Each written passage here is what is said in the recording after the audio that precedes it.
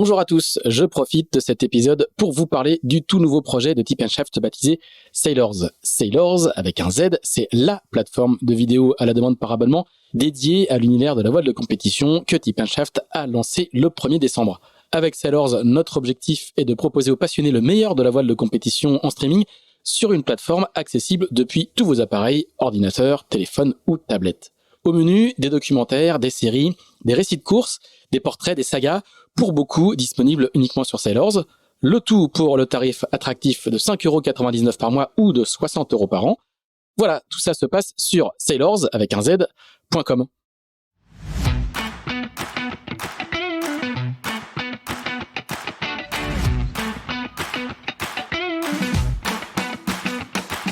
Bonjour, vous écoutez Pause Report, le podcast qui décrypte et analyse chaque semaine l'actualité de la voile de compétition. Pause Report est produit par Tip & Shaft, le média des professionnels et des passionnés de voile de compétition. Tip & Shaft, ce sont 2 newsletters hebdomadaires en français et en anglais, des podcasts, des formations, un studio de production de contenu, une plateforme de vidéo à la demande Sailors, ainsi qu'un festival du film que vous pouvez retrouver sur tipandshaft.com. Je suis Axel Capron et je vous souhaite la bienvenue dans Pause Report. Bonjour à tous et bienvenue dans ce 124e épisode de Pause Report, le podcast hebdomadaire de Tip & Shaft qui explique, décortique, décrypte et analyse l'actualité de la voile de compétition sous toutes ses coutures en compagnie des meilleurs experts. Nous sommes le lundi 26 juin, il est un peu plus de 18h et nous allons évoquer aujourd'hui une course qui a marqué au moins 2 générations de marins et fait son grand retour cette année. Je veux parler du Tour Voile dont le coup d'envoi sera donné le week-end prochain de Saint-Quay-Portrieux avec un nouveau support, le Figaro 3, et un nouveau format. Pour nous en parler, nous recevons Mathieu Sarraud qui, aux côtés de son cousin Emmanuel Bachellery, est le nouvel organisateur du Tour Voile avec leur société Ultime Sailing. Salut Mathieu, Mathieu qui est à Paris. Salut Mathieu. Bonjour à vous tous, salut Axel. Nos 2 autres invités vont quant à eux participer à l'épreuve. Le premier aux commandes du Figaro Marine Nationale Fondation de la Mer, c'est l'ancien commando marine Philippe Hartz qui est lui aussi à Paris. Salut Philippe. Bonjour à tous, bonjour Axel. Et le second invité fait partie d'une lignée de marins prestigieux. Il fait partie de l'équipage de Serre Offshore Ville de Genève, le Figaro du centre d'entraînement à la régate suisse de Genève qui sera mené par Valentin Gauthier dans la famille Bourgnon. Je demande Mathis. Salut Mathis qui est du côté de Rolle en Suisse. Salut Axel, bonjour tout le monde. Messieurs, avant de vous donner la parole, je vais faire un rapide historique du Tour Voile qui, comme je disais, a formé au large de nombreux marins qui aujourd'hui naviguent en Ultime, en IMOCA ou sur d'autres supports. L'épreuve qui s'appelait à l'origine Tour de France à la voile a été créée en 1978 par Bernard Decré. Elle a connu plusieurs chapitres dans son histoire parfois mouvementée avec 8 supports différents. Je ne vais pas tous les citer, mais on se souvient notamment de l'écume des mers des débits, des débuts du Jot 35, du Phare 30. Le Tour a été racheté en 2012 par Amaury Sport, organisateur entre autres du Tour de France cycliste et du Dakar. Il est passé en 2015 au multicoque et en l'occurrence au Diam 24. Suite à son annulation en 2020 à cause du Covid, ASO a renoncé à l'organiser. Une édition eut lieu en 2021 organisé par Normandie Événements, qui a à son tour jeté l'éponge en 2022, poussant la Fédération française de voile à reprendre le dossier en main avec la volonté de relancer l'épreuve. D'où un nouveau format dont on va parler, avec notamment une première partie calquée sur le parcours du Tour de Bretagne et le passage en Figaro 3. On va parler de tout ça avec nos 3 invités. 12 équipages sont engagés pour cette première qui comprendra 5 étapes et se terminera le 16 juillet à La Rochelle. Voilà pour ce rapide retour. Philippe, on va peut-être commencer par toi puisque tu fais partie du conseil d'administration de la classe Figaro, donc tu as forcément suivi de près ce dossier de relance du Tour Voile. Est-ce que tu peux nous raconter un peu comment ça s'est passé de l'intérieur vu de la classe Figaro ? Oui, en effet, au sein du conseil, j'étais au courant dès la genèse du projet. Notre président Jean-Bernard Leboucher nous a mis au courant de cette volonté avec le vice-président Marcus Hutchington. Forcément, c'est un projet auquel tous les administrateurs ont été très favorables. Et puis pour moi, il y avait un sens direct pour la classe, un intérêt direct. C'était une façon d'avoir une belle épreuve phare sur la classe en plus la solitaire du Figaro, de la Transat et des autres courses. Et puis pour moi personnellement, j'y voyais aussi un intérêt parce que moi j'ai eu la chance de faire un tour en 2003 avec l'équipe de Central Paris et c'était resté un souvenir magnifique et il y avait comme un goût de trop peu et j'avais envie d'y revenir. Donc clairement là c'était pour cette fois-ci à la barre de mon propre projet. On a l'impression finalement que le Tour de France et le Figaro étaient faits pour se rencontrer. En tout cas, conjoncturellement, pour moi, c'est sûr. Il y avait un besoin et une envie de relancer le format un peu plus au large de Tour Voile. Et puis la classe qui pouvait y répondre à l'instant T, c'était surtout la classe Figaro, surtout sur le format monotypie. Ouais, comment sont passées les discussions avec la Fédération française de voile? Comment vous avez été acteur de ce projet? Vous avez participé à la définition du format? Comment ça s'est passé concrètement? Alors tout d'abord, je pense que ça s'est passé directement. Je sais pas directement de qui est venu d'abord l'idée. En tout cas, c'est quelque chose qui s'est d'abord fait entre présidents, donc Jean-Luc Dénéchaud et Jean-Bernard Le Boucher et Marcus Hutchington. Nous, après, ils nous ont mis au courant, ils nous ont fait valider le concept et puis clairement, il y a eu l'unanimité sur ce portage. Mathieu, tu connais très bien la classe Figaro, hein. On rappelle que tu as travaillé pendant des années chez OC Sport Penduic et tu as notamment été le directeur de l'événement de la solitaire du Figaro. Comment toi tu vois un peu ce rapprochement entre le Tour Voile et la classe Figaro Beneteau? C'est une co-construction entre la Fédération française de voile et la classe Figaro-Beneteau. Il y avait effectivement la possibilité de bénéficier immédiatement d'une flotte existante qui était le Figaro-Beneteau 3, sachant qu'il y a à peu près 40% de la flotte qui ne navigue pas sur les courses du championnat de France élite de course au large. Et puis nous, on a été appelés, on était 3 ou 4 sociétés à être appelées dans la construction de ce nouveau tour voile.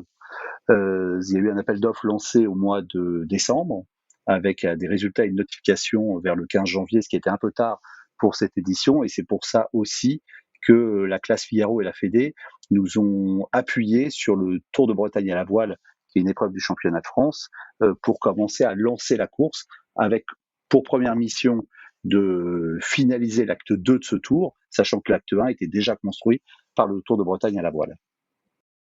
Ouais, on va reparler justement de ce format. Tu vas nous raconter, nous expliquer un petit peu en détail le format de ce Tour Voile. Mais toi, en tant que bon connaisseur de la classe Figaro Beneteau, comment tu vois ce rapprochement? C'était finalement c'est assez cohérent qu'une classe monotype comme la classe Figaro Beneteau devienne le support de ce Tour Voile. Je crois qu'il fallait rendre plus accessible déjà le Figaro Beneteau 3 qui faisait peur aux jeunes. On le voit bien là sur les dernières solitaires du Figaro, il y a un peu moins de monde que les années précédentes. L'arrivée du Figaro 3 bateau à foil est beaucoup plus exigeant et beaucoup plus engagé, a un peu ralenti justement le développement de la pouponnière de talon qui est le circuit Figaro Beneteau. Et il y avait donc cette possibilité immédiate avec une classe construite, des bateaux jaugés, de pouvoir envoyer des jeunes en équipage, parce qu'encore une fois, le but de ce tour voile, on en reparlera derrière, c'est vraiment d'aller rechercher dans la pouponnière de la course au large des nouveaux marins. Mathis, avant de parler de Tour Voile et de Figaro, peut-être qu'on va te laisser la parole pour un peu te présenter. On connaît bien évidemment, comme je disais, la lignée Bourgnon, hein, ton père Yvan, ton oncle Laurent, ton cousin Basile. Est-ce que tu peux nous présenter un peu ton parcours? Toi, je crois que tu vis plutôt du côté de la Suisse. Ouais, tout à fait. Alors, je travaille en Suisse. Et alors, la voile, c'est vrai que c'est venu un peu sur le tard. Au début, c'était les vacances avec mon père. Et on va dire que pendant mes études supérieures, j'ai été invité à naviguer un peu plus en compétition avec mon père. Et puis, j'ai aimé ça. Et voilà, ça fait maintenant 4-5 ans que j'enchaîne plutôt les compétitions en catamaran. Et maintenant, depuis 1 an sur le circuit mini. Et il y avait cette occasion-là du tour voile, donc avec un équipage suisse. Et donc on a sauté sur l'occasion. D'accord, tu as surtout fait du NACRA, tu naviguais essentiellement sur les lacs en Suisse, c'est ça? Oui, alors un peu partout en Europe, hein, on faisait tous les grands raids. En fait, il y a pas mal de compétitions en Suisse sur les lacs, mais aussi en Bretagne, dans le sud, aux Pays-Bas, sur les lacs en Italie. Voilà, c'était surtout des raids. Et puis un peu d'Easy to Fly aussi, mine de rien, de 3 saisons d'Easy to Fly solo. Donc ça, c'était très formateur. Et on est passé de 2 coques à foil à un monocoque à quille, mais c'est tout autant excitant. Ouais, et justement, qu'est-ce que t'inspire le tour voile? Ça te disait quelque chose, le tour voile? Est-ce que c'est une épreuve dont tu avais entendu parler? Oui, alors moi j'ai entendu surtout parler quand il y avait les diams. Hein. Je suis pas depuis très longtemps, mais il y avait quand même, notamment sur les tip and shaft, on entend souvent parler de ce tour voile plutôt dans les époques avec les monocoques, comme quoi c'était vraiment une très bonne école. Et puis moi c'était vis-à-vis des diams, c'était un peu plus inshore, un peu plus stadium, et je trouvais ça chouette que ça reparte un peu sur du offshore. Il y avait cette occasion là avec le mini, je devais faire la Transgascogne, mais j'ai un petit peu abîmé mon bateau, donc je cherchais un peu une course de remplacement pour m'entraîner. Et puis mine de rien, c'est vraiment, je pense là il y a quand même 12 équipages, il y a le Tour de Bretagne en première semaine qui permet aussi d'être aux côtés des autres figaristes qui font du double. Ça fait vraiment un gros apprentissage. On a toujours, même les gars en diam me disaient toujours, il faut faire le tour. C'est vraiment, tu rencontres tellement de situations que c'est le meilleur apprentissage possible. Mathieu, tu le disais tout à l'heure, vous avez été choisi fin janvier par la Fédération française de voile parmi d'autres candidats pour organiser le Tour voile pour 3 éditions. On imagine que le challenge a été assez relevé, sachant que organiser une course en 5 mois sans partenaire, sans parcours, c'est pas forcément évident. Raconte-moi un peu comment vous y êtes pris. Comme ça a été compliqué, ça a été assez compliqué parce qu'effectivement, je le disais tout à l'heure, on a été notifié le 15 janvier. Après, on s'est énormément appuyé sur les compétences de la Fédé et de la classe pour essayer déjà de construire ce qu'on souhaitait. On avait évidemment répondu à l'appel d'offres avec un cahier des charges assez complexe, hein, faire naviguer des jeunes de 16 à 26 ans, une femme, donc travailler déjà sur un avis de course et puis faire un avis de course et en même temps aller chercher des collectivités pour l'acte 2. Des collectivités qui au début, parce que le Tour a une vraie notoriété, hein, c'est une épreuve qui a 45 éditions, qui aura 45 éditions cette année, qui existe depuis 1978. Donc dans l'inconscient des gens, des maires et des collectivités, c'est une course formatrice qui existe. Donc on a eu pas mal de retours au départ positifs. Et puis avec le cahier des charges, avec un bateau qui est le Figaro Beneteau 3 avec 2,50 de tirant d'eau, on s'est au fur et à mesure fermé quelques ports aussi. Et puis dans la construction, les budgets étant ce qu'ils sont et votés généralement dans les collectivités avant décembre, pas mal de villes nous ont dit cette année ça va être compliqué pour nous et on a mis du temps effectivement à annoncer aux marins quel allait être le parcours de l'acte 2. Donc on a signé avec la ville de Pornichet il y a à peu près un mois, on a signé avec La Rochelle il y a un mois et demi, et c'est vrai que pour construire ce parcours ça n'a pas été simple. Quant au partenaire principal que nous cherchions, on l'a pas trouvé cette année. On a eu beaucoup de sociétés qui nous ont dit ça fait partie de la course au large française, donc on a envie de vous accompagner, mais pour activer en moins de 3 mois aujourd'hui, c'est pas possible. Donc rendez-vous un peu l'année prochaine. Justement, tu sais que sur Tip and Shaft, on aime les chiffres. J'en ai suffisamment demandé pendant toutes les interviews qu'on a pu faire. C'est quoi le budget aujourd'hui du Tour voile, et tu parlais de partenaire principal, voire de partenaire titre. Ça serait quoi un ticket d'entrée pour informer nos auditeurs pour les prochaines éditions? Écoute, en année 1, on a capé le budget, et le budget est transparent au niveau de la classe et de la Fédération française de voile, qui était un budget à 396 000 €, sachant qu'on avait déjà des villes qui avaient signé avec le Tour de Bretagne pour les 4 premières étapes. Donc on avait ce budget-là. On a cherché un partenaire principal à hauteur de 150 000 € hors taxe pour cette année, avec des options plus, qui pouvaient monter jusqu'à 250 000 s'ils fournissaient l'intégralité des SPI de la flotte. Donc on n'a pas trouvé cette année, mais encore une fois, on a des pistes chaudes, voire des prospects déjà engagés pour l'année prochaine. Bon, est-ce que tu peux nous détailler un petit peu le parcours et le format? Donc, on le rappelle, hein, c'est une première partie de parcours qui est calquée sur celle du Tour de Bretagne à la voile qui a lieu en même temps. Hein. Je crois qu'il y a 26 tandems qui sont engagés sur cette épreuve, et une deuxième partie qui sera pour le coup l'acte 2 dont tu parlais. Oui, Axel, on retrouve un peu les fondamentaux du Tour de France à la voile et du Tour voile qui s'est couru ainsi jusqu'à 2015, avec effectivement des journées, des parcours côtiers ou des parcours construits en baie et des courses de ralliement assez longues. Donc on partira de Saint-Quay-Portrieux le 1er juillet pour une première journée de parcours construit et côtier devant la ville de Saint-Quay, dans la baie de Saint-Brieuc. Le lendemain, on aura une étape de ralliement qui fera à peu près 100 000 entre Saint-Quay et Brest. On arrivera 24 heures avant les bateaux du Tour de Bretagne à la voile. On régatera dans la rade de Brest le 4 et le 5, donc 2 journées assez intenses avec entre 3 et 4 parcours par jour pour les 12 équipages du Tour voile. On repartira donc le 6 au matin vers 8 heures pour une étape de 90 000 jusqu'à Lorient, où les bateaux devraient arriver le soir à Lorient. Le lendemain, reparcours dans la rade de Lorient et autour de l'île de Groix, avec parcours construit et côtier. Le lendemain, on repart vers Port-Aliguin sur une étape courte de ralliement et qui, en fonction de la météo, fera entre 35 000 jusqu'à 65 000 en fonction des conditions météo. Le dimanche 9, qui sera le dernier jour du Tour de Bretagne à la voile et la fin de l'acte 1, on régatera dans la baie de Quiberon.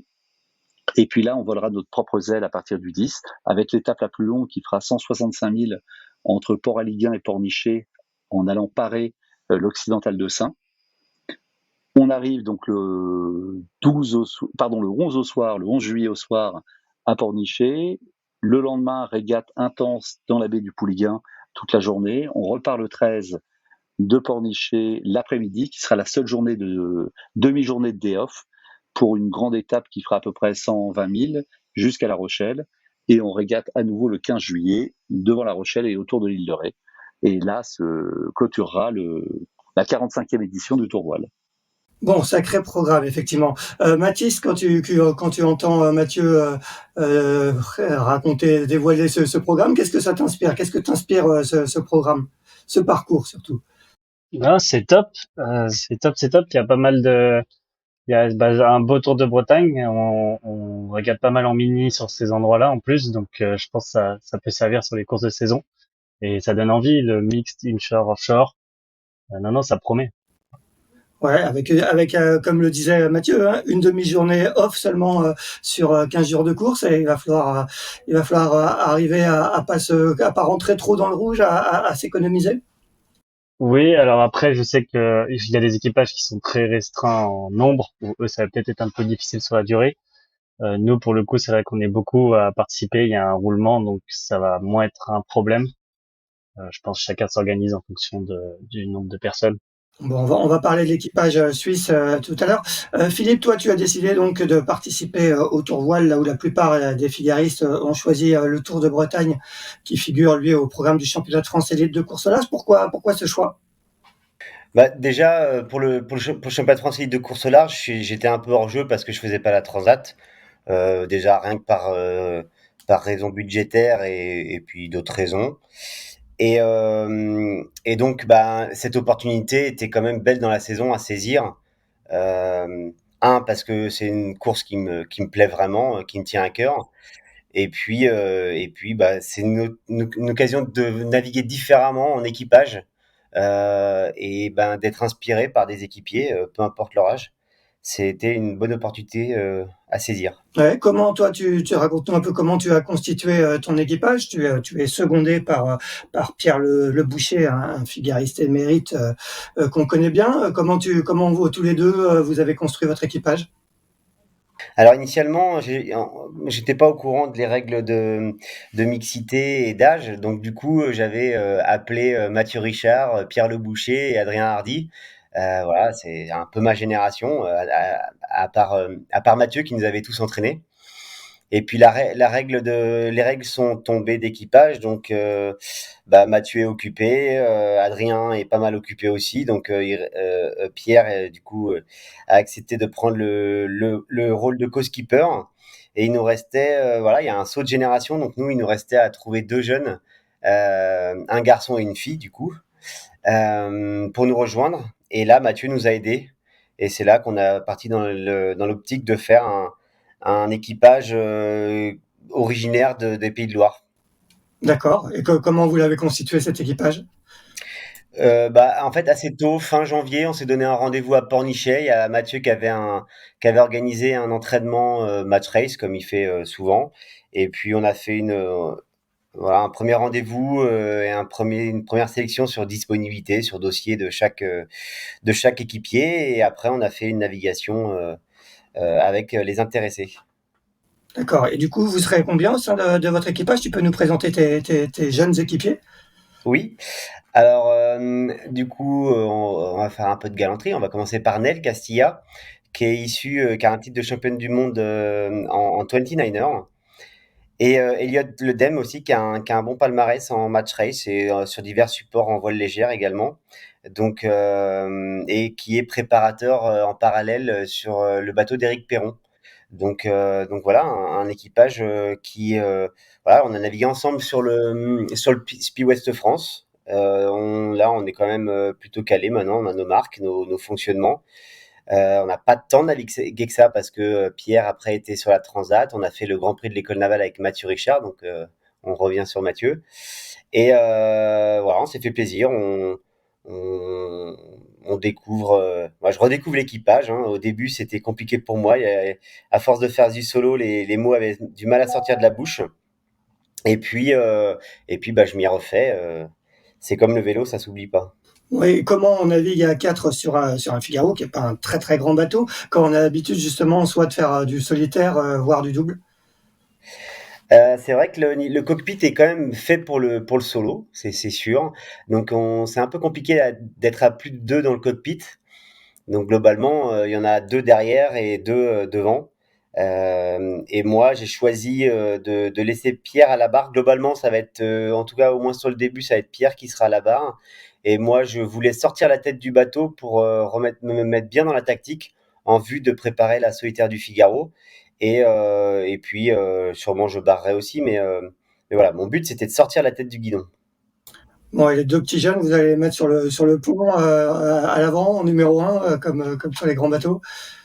Bah, du coup, Nell, elle a pris le poste de numéro un et Elliot a pris le poste de régleur. Mathieu, on le disait, hein, vous êtes appuyé sur le Tour de Bretagne, sur la première partie du parcours que vous avez baptisé l'acte 1. Ça va être compliqué auprès du grand public d'expliquer, de rendre lisibles les deux épreuves? Alors, je crois que il faut arrêter de s'arracher les cheveux. Ça va être compliqué. Oui, c'est compliqué parce que même au niveau de certains professionnels, on a un peu de mal à l'expliquer. En revanche, il y a des vraies synergies. Il y a des vraies synergies entre les deux épreuves. Dans le cadre de la transmission, c'était aussi intéressant que tous ces jeunes qui viennent naviguer rencontrent aussi des marins expérimentés et émérites de la classe Figaro Beneteau. L'avantage, c'est que ce sont les mêmes bateaux. L'inconvénient, c'est que ce sont aussi les mêmes bateaux et que c'est de temps en temps un peu compliqué d'expliquer que certains bateaux à 4 iront plus vite que certains à 2. Mais dans l'ensemble, je pense qu'on aura un petit décalage de 15 minutes sur les parcours côtiers pour créer de la visibilité sur le plan d'eau et surtout éviter les risques d'abordage entre des marins plus professionnels. Alors, je parle pas de Pierre et Philippe, qui sont sur le circuit et qui connaissent parfaitement ces machines, mais c'est vrai que certains viendront se frotter sur les lignes de départ pour la première fois. Et est-ce que vous avez songé éventuellement à ouvrir justement l'acte 2 aux participants du Tour de Bretagne à la voile? Je sais qu'il y a certains marins qui regrettaient de ne pas pouvoir eux aussi faire le tour voile et continuer derrière. Alors on a ouvert, c'est ouvert uniquement aux bateaux qui font le Tour de Bretagne à la voile. Après le calendrier, et Philippe en parlerait mieux que moi, de la classe Figaro Beneteau est assez exigeant et qu'avant la solo Concarneau et avant la solitaire, il faut aller chercher un peu de repos. On a quand même deux équipages qui viendront nous rejoindre sur l'acte 2 du Tour voile, qui sont l'équipage germano-suisse et l'équipage de Yannick Lébory qui viendront nous rejoindre. Donc on aura 14 bateaux sur l'acte 2. Mathis, est-ce que tu peux nous raconter, un peu nous expliquer comment toi tu as intégré cet équipage du centre d'entraînement à la régate, hein, dont on a plusieurs fois parlé ici à Genève, qui a formé d'illustres marins suisses, notamment les sœurs Métro. Raconte-nous un peu comment toi tu as intégré cet équipage et de qui compose cet équipage de jeunes. Oui, alors c'est à la base c'est l'initiative de Valentin Gauthier donc, qui skip le bateau. et Valentin Gauthier, je précise, qui était skipper du classe 40 Banque du Léman aux côtés de Simon Coster, donc on connaît bien ici. ouais, Vas-y, je te c'est laisse ça. continuer. Et donc Valentin a lancé un peu ce projet tourvoile du cerf. Et on a eu des sélections en fait dans l'année, un peu avant le Ski West. Il y avait des blocs d'entraînement, le Ski West, le Grand Prix de l'École Navale. Donc tous les jeunes Suisses qui étaient adhérents au CERF pouvaient postuler. Et voilà, il y avait des roulements, des différents équipages qui participaient. Et en fonction, Valentin a fait sa sélection. Il a sélectionné, je crois qu'on est nombreux, c'est ça, on est 11 dans l'équipage. Et le but, on est que des jeunes. Hein. Moi, je suis le plus vieux à 26 ans, sans compter Valentin. Donc là, c'est vraiment que des jeunes. Et le but, c'était de faire pas mal de roulements. Et, et voilà. Alors, dans l'équipage, je peux dire rapidement, Sarah Fuentes, donc Valentin, moi, Farah Ambert, Johan Gira, Camille Van Gool, Nicolas Gomaz, Alexandre Roth, Constantin Borghini, Lucas Verti et Morgan Laubert, le président du CERF. Et voilà, le but, c'est de rouler tous les 2 semaines pour faire naviguer un maximum de monde en prévision des prochaines années. Et est-ce que vous avez eu le temps de vous entraîner? Ah, très peu, mais ouais, très peu. Moi, par exemple, j'ai fait qu'un bloc d'entraînement. Il y en a qui en ont fait 2. Je pense qu'ils se sont surtout entraînés pendant les régates, pendant le Ski West et le Grand Prix de l'École Navale. Mais voilà, comme toujours, quand on change d'équipage, c'est toujours compliqué hein, de performer. Donc, on fera au mieux. Philippe, vous êtes que 4, hein, c'est loin des 11 de l'équipage suisse. Ça veut dire que vous allez être les 4 mêmes pendant toute la durée du tour? Oui, ça a été mon choix. C'est sûr que nous, notre défi, ça va être la gestion de la fatigue.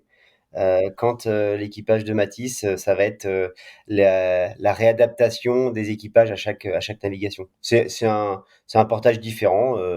Tout fonctionne. Hein. C'est juste que en gestion, c'est plus facile de gérer 4 personnes que d'en gérer plus. Donc il y avait quand même un souci de simplicité également.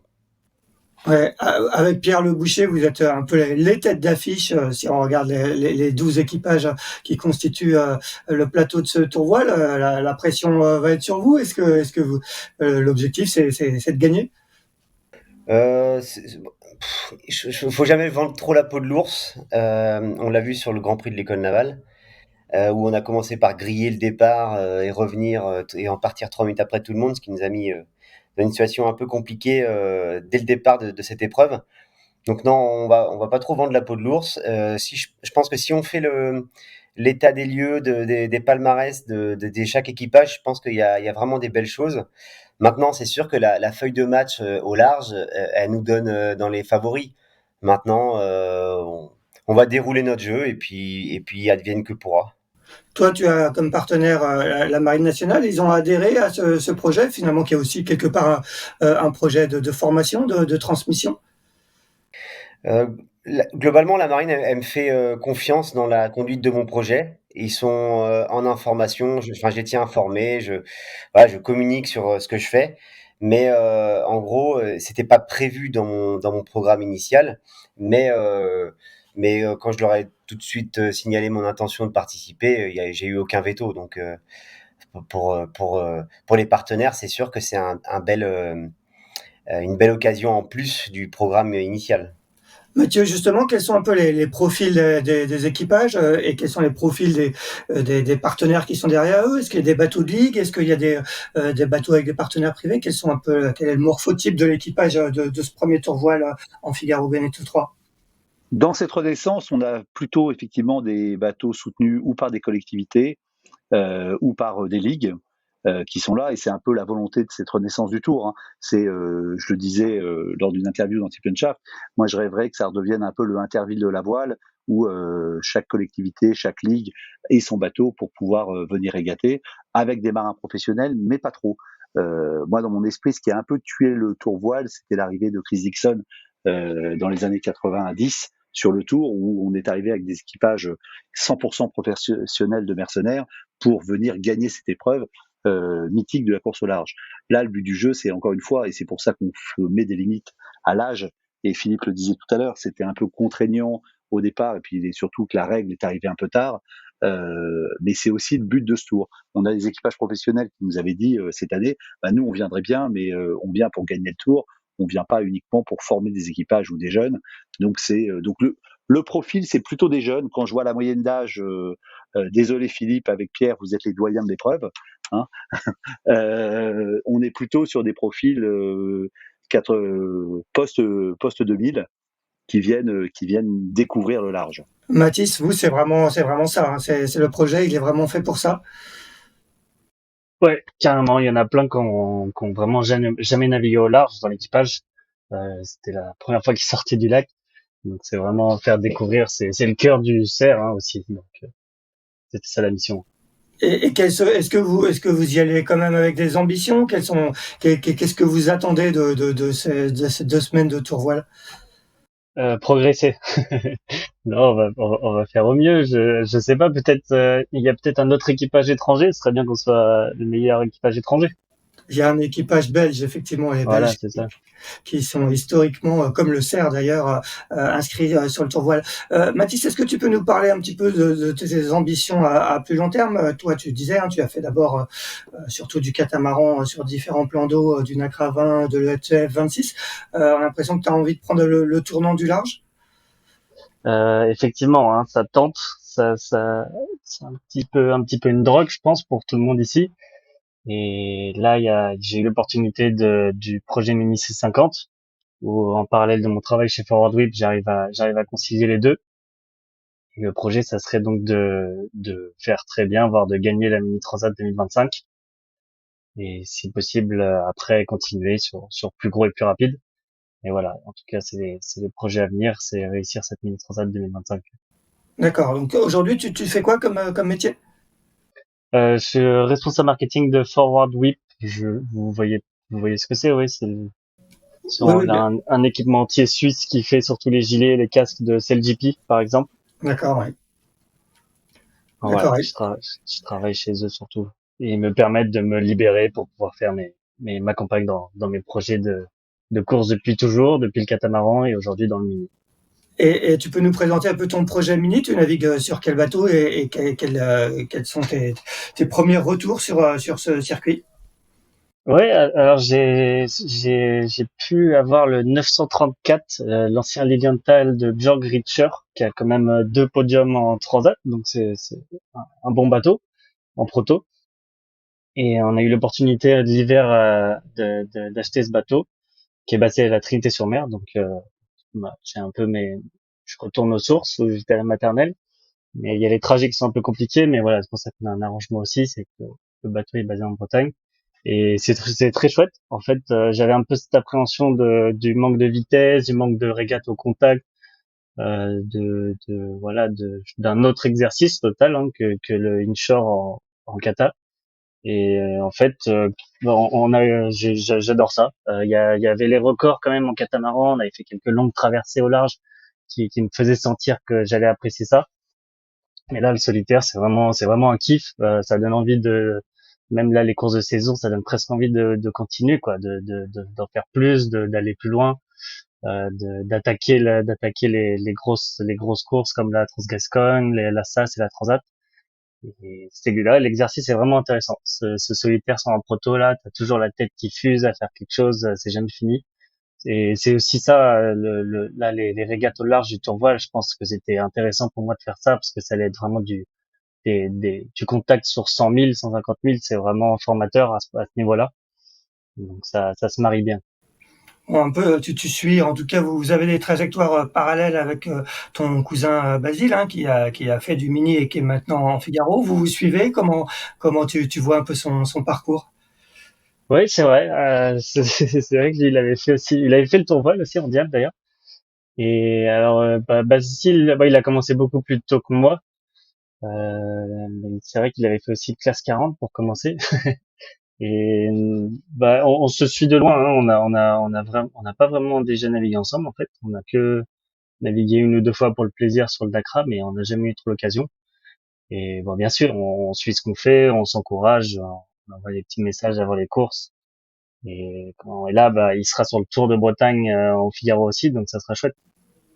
Et est-ce que justement ce tourvoile va t'ouvrir? Est-ce que tu espères qu'il t'ouvre aussi la voie de la classe Figaro? Est-ce que ton ambition à plus long terme, c'est de monter entre guillemets sur cette classe? Écoute, pourquoi pas. Là, l'ambition, moi, c'était plus retourner après sur un projet multicoque après le Mini. Je pense que le 1050, c'est vraiment le bateau qui fait rêver. Mais après, voilà, on va pas du tout cracher sur une saison Figaro, comme on sait à quel point c'est formateur aussi. Là, pour l'instant, déjà, j'essaie de trouver des sponsors pour le projet Mini. Donc, je me concentre déjà sur cet objectif et une fois que ça sera fait, on pourra voir après. Mathieu, quand tu entends parler Mathis, tu as vu aussi Basile évoluer sur ce circuit. Tu fais partie de ma génération, donc qui a connu aussi Laurent Yvan en course au large. Ça te fait quoi? Bah, je trouve ça formidable. Et alors, je connais moins Mathis que Basile, parce que Basile, on l'a vu l'année dernière pas mal sur le trophée BPGO. On se voit pas mal. Et là, je l'ai vu évoluer aussi sur sa transat avec Violette. Je l'ai vu évoluer aussi avec Manu Rock en classe 40. Et c'est vrai que alors, Basile, je connaissais bien, très bien Laurent, et c'est toujours très troublant de le voir physiquement parce que j'ai l'impression de croiser le regard de son père. Mais c'est des garçons qui sont pleins d'envie. Je crois que c'est une génération qui a vraiment envie de naviguer, de pas se prendre la tête, de faire les choses. Et ce que j'ai aimé, par exemple, sur sa transat, c'est d'être audacieux, de tenter des coups. Et ça, on a besoin de profils comme ça, de marins qui ont envie de s'affirmer, mais avec leurs propres caractéristiques. Et ça, c'est vachement intéressant. Et c'est ce qui est très intéressant dans l'académie, dans le circuit académique que montre la classe Figaro Beneteau, c'est d'aller rechercher des marins comme ça, parce que on voit bien, hein, on est un peu en souffrance et on a besoin à nouveau d'avoir des jeunes. On a beaucoup de gens et beaucoup trop de gens maintenant sur le circuit mini. Hein, quand on voit le nombre de skippers en liste d'attente pour cette année, pour cette édition 2023, c'est formidable. En même temps, c'est terrible pour eux. En classe 40, on va atteindre le numéro 200 à la fin de l'année des bateaux. Et c'est vrai que sur la classe Figaro, qui est sans doute la classe la plus exigeante, et la solitaire, qui est la course sans doute la plus exigeante de tous les circuits de course au large, aujourd'hui, on a besoin de reséduire des jeunes, de les inviter à aller naviguer sur ces bateaux. Philippe, toi, ça fait, je crois, ta troisième saison sur le circuit Figaro. Ça s'est imposé naturellement pour toi d'aller en Figaro, et pourquoi avoir fait ce choix là où d'autres justement vont se lancer en course au large, en classe mini, ou veulent ensuite passer en classe 40? Moi, en fait, je me suis jamais posé de questions. Il y a jamais eu que le Figaro pour moi. Pas tellement que le Mini n'est pas intéressant, c'est juste que le pitch Ici naissent les légendes de la solitaire du Figaro, moi, il m'a toujours parlé. En gros, voilà, pour moi, tous les rockstars de la course au large sont passés en Figaro. Quand on regarde sur l'Ocean Race qui est sur les bateaux, c'est des figaristes. Donc voilà, il y a d'autres passerelles. Hein. Il y a le Classe 40, il y a une belle série. Enfin, voilà. Mais par contre, pour moi, le passage par la Monty P au large permet d'apprendre, enfin voilà, de vraiment augmenter son niveau de jeu, quoi. Et voilà, moi, je me suis jamais posé la question. Ça a toujours été le Figaro pendant toutes les années où j'ai servi les trois couleurs. J'ai toujours regardé les Figaro, enfin les solitaires du Figaro. Le reste, j'ai jamais trop regardé. Donc, moi, la question s'est jamais posée. Des fois, je suis assez étonné quand j'entends des jeunes qui disent, bah moi, je me réserve ma cartouche de Bisu l'année prochaine. Voilà, je suis très surpris je sais pas si c'était comme ça de ma génération en arrivant sur le circuit. Voilà, je suis très étonné. J'ai plutôt envie de dire aux jeunes, bah allez-y, foncez, vous allez voir, c'est un bateau comme un autre, et puis il faut y aller, c'est tout, quoi. Et est-ce que tu dois rester longtemps sur ce circuit? Euh, je pense que ce qui a changé par rapport au skipper Figaro et Vendée, tout ça, des années 2000, c'est que avant il y avait un Vendée Globe tous les 4 ans, et entre temps il n'y avait pas grand chose, donc les gens revenaient en Figaro voilà, pour continuer à naviguer. Aujourd'hui, les projets, que ce soit en IMOCA, enfin en trimaran, en IMOCA, même en classe 40, les projets sont devenus trop dimensionnants pour pouvoir faire plusieurs séries. Donc c'est un petit peu le budget qui va conditionner un petit peu mon avenir moyen. Néanmoins, je serai encore là l'année prochaine. Peut-être que je serai encore là l'année d'après. Et puis, en fait, clairement, je me fais plaisir. Moi, je m'éclate en Figaro sur l'eau. Et donc, aujourd'hui, si je continue et je fais que du Figaro, je serai pas malheureux du tout. Je serai vraiment content. Et avec quelles ambitions du coup? Cette année, il y a effectivement la solitaire, bien évidemment, qui est le sommet de la saison. Il y a eu une transat pas près avant, mais il y a la solitaire qui est le sommet de la saison en solitaire. Quelles sont un peu tes ambitions sur cette solitaire? Maintenant, tu n'es plus Blizu, tu l'as couru 2 fois. Qu'est-ce que tu vas viser cette année? Ouais, je me projette plutôt en termes de classement parce que c'est vraiment un exercice très risqué. Je veux juste rendre une belle copie sur toutes les étapes.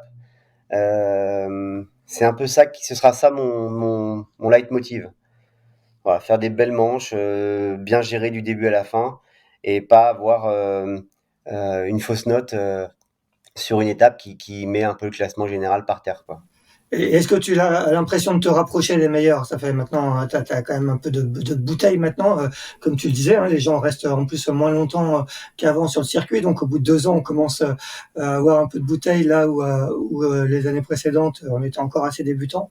Ouais, je suis sûr que je commence à pouvoir taquiner au moins de temps en temps la tête de flotte.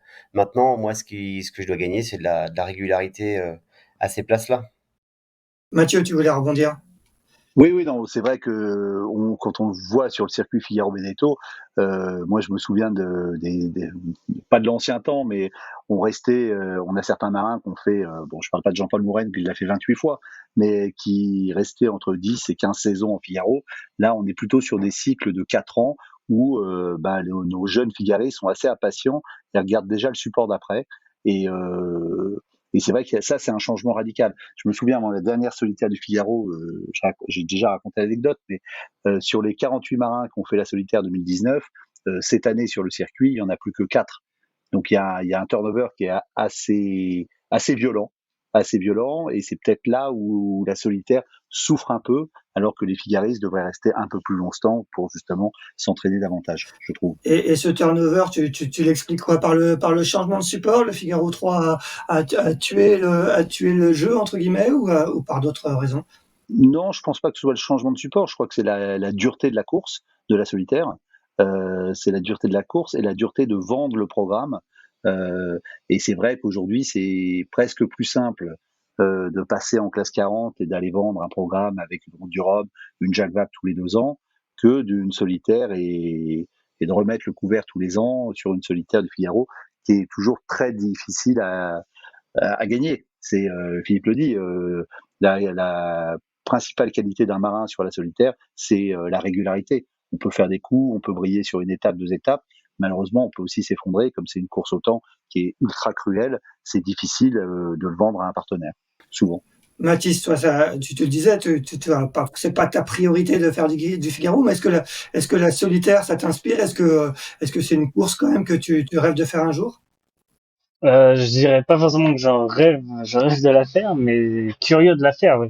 Curieux de voir ce que, c'est un petit peu, c'est toujours un petit peu mythique, il y a toujours plein d'histoires autour de cette solitaire. Donc, plus curieux que rêveur, pardon. Et est-ce que d'extérieur, c'est une course qui fait peur? Est-ce que justement par son degré d'exigence, on voit souvent des marins qui arrivent complètement lessivés à l'issue des étapes et encore plus quand il y a 3 ou 4 étapes. Est-ce que d'extérieur, c'est une course qui te ferait peur? Alors, ça fait peur ou je dirais que ça donne envie aussi, peut-être, le niveau d'engagement. Après, moi, je trouve, malheureusement que effectivement, le bateau est pas forcément très sexy, en fait. Si on voit un mini proto ou si on voit un 1050, tout de suite, j'ai plus les yeux qui brillent.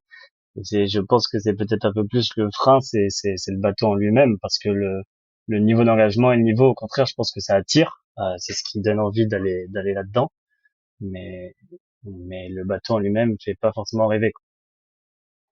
Bah, moi, c'est vrai que si on regarde le paysage de la course au large aujourd'hui, force est de constater une chose, c'est même en mini, c'est un peu la course à l'armement. Et moi, c'est vrai que ça me rebute un petit peu. Et une partie du classement se fait déjà sur le budget qu'on trouve. Donc en fait, moi, ça me freine. Alors sur des classes comme l'IMOCA, quelque part, c'est son ADN. Ça a toujours été un laboratoire. C'est vrai aussi pour les mini en proto. Mais même en série, maintenant, le classement se fait quasiment déjà sur la grille de départ, par quel bateau j'ai au départ. Moi, personnellement, c'est sûr que sportivement, voilà, il y a quelque chose qui qui est un peu dur, qui sera un peu dur pour moi, quoi. Mathieu, on va parler d'avenir et de l'avenir de ce tourvoile dont c'est donc la toute première édition en Figaro Beneteau 3. J'imagine que vous projetez, même si l'urgence est d'organiser cette édition, que vous projetez sur les suivantes. Est-ce que tu sais déjà à quoi ressemblera ce tour en 2024, 2025? Écoute, là pour l'instant, c'est de faire une belle course sportive, accueillir le mieux possible les marins cette année sur les 6 territoires. Et puis c'est vrai que derrière, on commence à regarder 2024 et 2025. Il y avait une demande au départ de la Fédé de plutôt aller jouer Normandie et Méditerranée. On s'est rendu compte en allant prospecter en Méditerranée en 2024 qu'avec les Jeux, c'était assez complexe.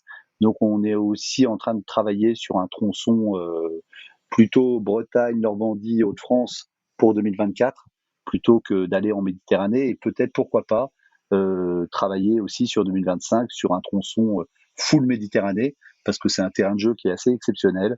Je me souviens des Generali qu'on a organisés et puis des Port-Paul Solo auparavant, et c'est vrai que c'est un terrain de jeu sur lequel on va pas beaucoup, où il y a des vraies possibilités, et pourquoi pas 2025, j'aimerais bien un tour voile que en Méditerranée sur tout le terrain de jeu. Avec un format qui restera sensiblement identique et aux mêmes dates? Oui, ça c'est une volonté. Encore une fois, nous on a répondu à un cahier des charges de la classe et de la Fédé. Hein. La volonté, c'est d'avoir un tour qui se court sur 3 week-ends, assez ramassé parce qu'aujourd'hui il est compliqué de monter des équipages. On le voit bien sur les 12 équipages, tous les équipages, à part je crois Philippe, nous ont dit c'est complexe de trouver des gens sur quasiment 20 jours d'événements, même si ça ne régate que sur 14 jours. Et donc garder ce format-là et peut-être essayer de jouer chaque année un tronçon, c'est-à-dire cette année Bretagne Atlantique, l'année prochaine Bretagne ou Normandie Hauts-de-France et puis derrière Méditerranée.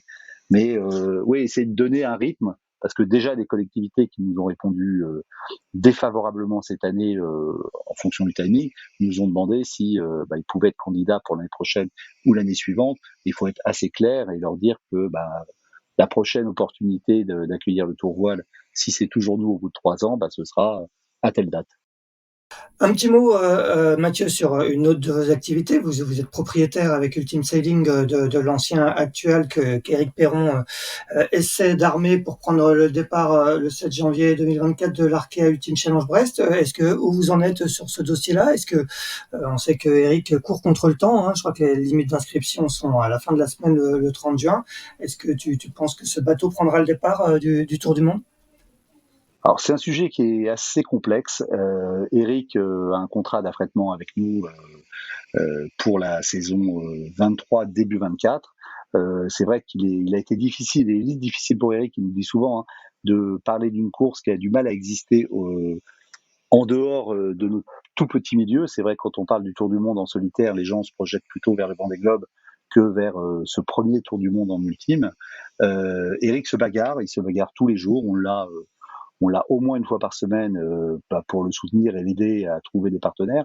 Et j'espère de tout cœur qu'il y arrivera parce que, encore une fois, on a un bateau qui vole pas, c'est un bateau qui est sage, qui est raisonnable.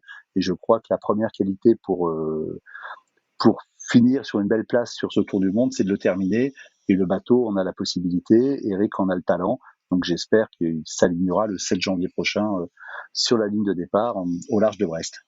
Un petit mot pour finir, Mathieu, avec toi sur les autres courses que vous organisez. Il y a l'ultime, les 24 heures ultimes, c'est ça, que vous organisez encore cette année à l'automne à Lorient, c'est ça? Ouais, les 24 heures ultimes, c'est une course qui a été validée au calendrier de la classe par l'intégralité des partenaires et des armateurs de la classe. C'est une course qui aura lieu à minima jusqu'à 2027 tous les ans, qui est un peu le warm-up de la grande course automnale, on va dire. L'année dernière, ça s'est couru en faux solo, donc avec un mégaman et un équipier à bord qui ne touchait à rien. Cette année, on va la courir en double parce que la Jacques Vabre arrive derrière, plus médiaman. Et déjà, on parle de 2024. Pourquoi pas la courir en équipage, là, pour le coup, parce que pas mal de bateaux seront en stand-by pour des trophées Jules Verne. Donc, encore une fois, c'est une course créée avec la classe ultime. Donc, on s'adapte à leur calendrier. Derrière, Philippe, j'ai regretté, mais le calendrier était assez dense lorsqu'on a lancé la route des îles du Ponant le trophée Bevego l'année dernière, qui est une course académique. Ça, on renouvelle ça l'année prochaine. Et puis, on a 2-3 courses au calendrier déjà pour 2024, qui sont des courses monoclasses créées et coproduites avec les classes. Mathis, toi, la suite de la saison pour toi, ça sera donc ce tour voile, après retour sur le circuit mini. Quelles sont les courses que tu as cochées à ton programme cette saison? Non, alors malheureusement le tour voile pour moi ce sera la dernière régate. En fait, j'ai pas assez de Pour fonds tourner pour travailler? voilà, faut que je retourne travailler ensuite. J'ai pas assez de fonds pour faire d'autres courses cette année en mini, donc je mets en pause et pour repartir de plus belle en 2024. Donc objectif pour toi, Mini Transat de 2025. Ouais, c'est ça. Philippe, on va terminer par toi. Donc toi, objectif solitaire du Figaro. Derrière, il y aura encore des courses. Est-ce que toi, comme d'autres figaristes, tu cherches un peu à aller naviguer sur d'autres supports? Oui, bah moi c'est la classe IMOCA qui m'intéresse. J'essaye de convaincre actuellement des partenaires d'embarquer avec moi. Voilà, j'espère les trouver rapidement, peut-être les embarquer dès l'année prochaine en Figaro et pour vivre une belle aventure jusqu'en 2028 avec l'Ocean Race, avec du Vendée, de la Route du Rhum, de la Jacques Vabre. Donc voilà, plein de belles histoires à vivre ensemble. Donc finalement, tu as complètement mordu à la course au large, hein. On rappelle que tu as débuté sur le circuit il y a en 2021, si je me trompe pas. C'est ça. Voilà, après une carrière complète à servir l'institution militaire dans la Marine nationale. Voilà, je la sers toujours, mais d'une façon un peu différente, en la faisant rayonner, en parlant de qu'est-ce que c'est que la Marine nationale, qu'est-ce qu'elle fait, quelles sont ses missions, quelles sont ses valeurs, qu'est-ce qu'on y fait. Et voilà, j'invite tous les jeunes qui s'y intéressent à venir s'y engager parce que bah, on a besoin d'eux. Et voilà, une marine, c'est fait d'êtres humains à la base. Et puis bah en fait c'est une histoire incroyable qu'on y vit et puis on y apprend un métier, mais c'est surtout beaucoup d'histoires humaines. Et pour finir, ce projet de Vendée Globe 2028 dont tu parles, il est déjà un peu entamé ou tu en es vraiment au tout début? Est-ce que ton projet, tu commences à le structurer? Non, ça fait déjà depuis un an j'en parle en parallèle de mon projet Figaro. Donc voilà, je suis plutôt au début de la rampe de lancement, quoi. Bon, on va suivre ça de près. Messieurs, merci beaucoup d'avoir répondu à mon invitation. On vous souhaite à tous les trois un bon tour voile, à terre pour Mathieu, en mer pour Mathis et Philippe. On va suivre avec assiduité la cartographie de cette édition qui s'élance donc le week-end prochain de Saint-Quay-Portrieux et qui s'achève le 16 juillet du côté de La Rochelle. Merci à tous les trois et quant à nous, on se retrouve la semaine prochaine pour un 125e épisode de Pause Report. Bonne journée à tous. Merci. Merci, bonne journée. Merci, à bientôt. Merci d'avoir écouté cet épisode de Pause Report. N'hésitez pas à nous dire ce que vous en pensez en bien ou en mal et n'hésitez pas à le partager.